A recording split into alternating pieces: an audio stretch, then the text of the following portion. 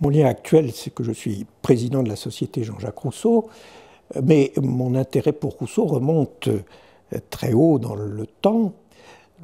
Le moment le principal, ça a été sans doute lorsque je faisais mes études à l'École normale supérieure, l'enseignement de Louis Althusser, qui nous avait fait découvrir à cette génération d'avant mai 68 l'œuvre de Rousseau politique, critique de l'inégalité essentiellement.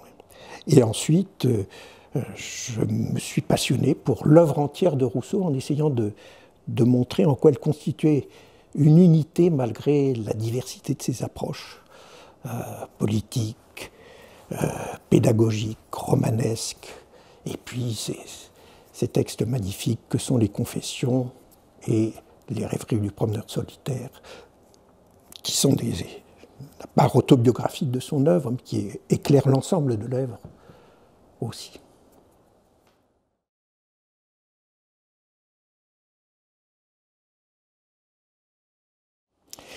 C'est important aujourd'hui, c'était important hier, ce sera important demain. Parce que Rousseau a toujours manifesté une véritable résistance contre tout ce qui était volonté de pensée unique, volonté de régner sur l'opinion et sur les consciences. Il a été à la fois l'objet des attaques très violentes de ceux qu'on appelait à l'époque les philosophes, et qui s'opposaient justement à la superstition, aux églises. Mais il a été aussi, Rousseau, victime des ennemis des philosophes. Il se trouvait pris entre deux feux, victime de la hiérarchie catholique, mais aussi des protestants du consistoire de Genève.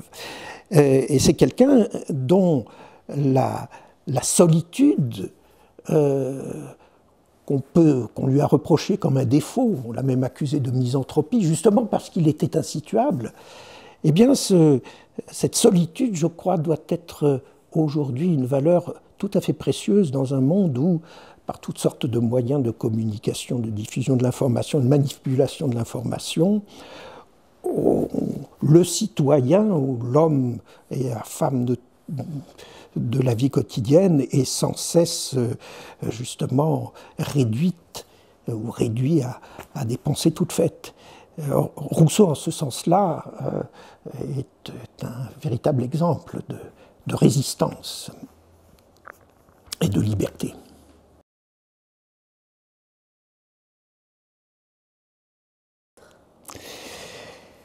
C'est difficile, parce que moi j'aurais envie de vous dire tout. Et d'ailleurs c'est très difficile de décider qu'on peut transmettre quelque chose de préférence et laisser de côté le reste. Rousseau lui-même insistait beaucoup sur la cohérence de son œuvre à travers sa diversité.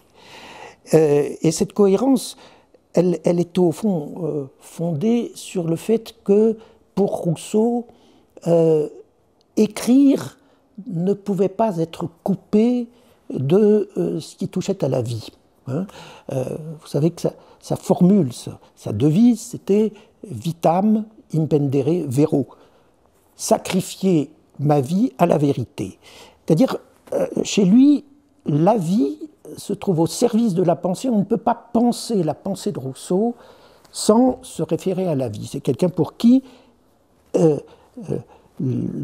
la vie privée et l'écrivain public ne peuvent pas être complètement coupés. Bon.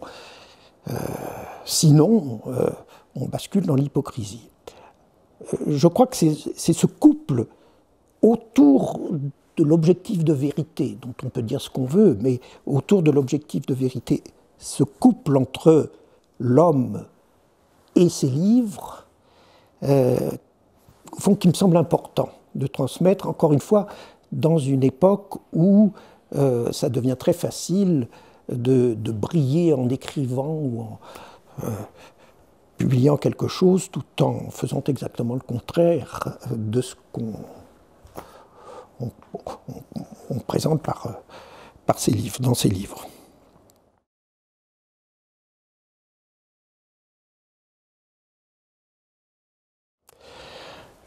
je dirais que Genève va apparaître comme la cité associée au nom de Rousseau, qui, même s'il a vécu longtemps et la plupart de sa vie en dehors de Genève, s'est sans cesse référé à Genève, peut-être une Genève imaginaire, une Genève idéalisée, mais justement, il transforme Genève en une sorte de ville mythique, il lui donne cette existence aux yeux du monde.